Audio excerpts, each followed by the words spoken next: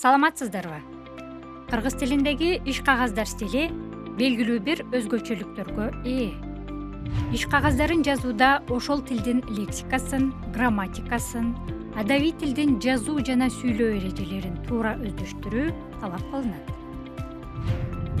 Иш кагаздарынын жазылышында морфология менен синтаксистин мааниси өтө зор. Анткени булар сөз жасоону, сүйлөмдүн курулушун, сөздүн бөлүктөрүн жана башкаларды өз ичине камтыйт. Морфология боюнча сөз жасоонун баардык моделдери пайдаланылат.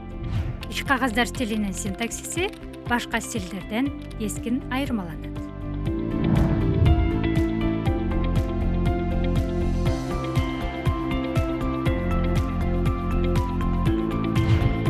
Иш кагаздары көбүнчө жай сүйлөмдөрдөн турат. Анткени иш кагаздарындагы айтайын деген ой көбүнчө жайынча гана баяндалат. Документтердин текстиндеги ойдун кыска жана нускалуулугу, мазмунду чагылдыруудагы логикалуулугу жана айкындыгы текст ичиндеги сүйлөмдөрдүн түзүлүшүнө, сөздөрдүн айкалышына жана сүйлөмдөрдүн формасына жараша болот. Иш кагаздарына сүйлөмдүн жөнөкөй түрүн колдонуу сунуш кылынат. Себеби жөнөкөй сүйлөм ойду тез түшүндүрөт жана колдонууга оңой. Бирок иш кагаздарынын ар бир түрү өзүнчө синтаксистик түзүмгө ээ.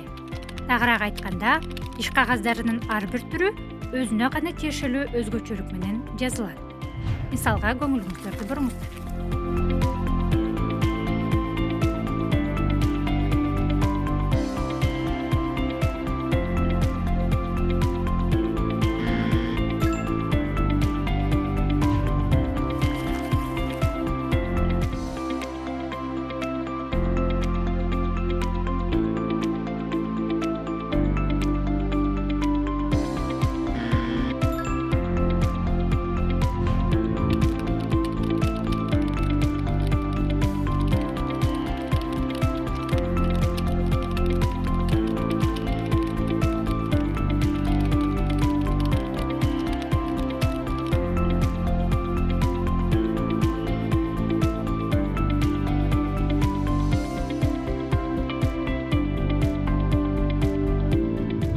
Ал эми кулактандыруу, жарыя, чакыруу, куттуктоо сыяктуу иш кагаздарына каратма сөздөр аз болсо да кездешет.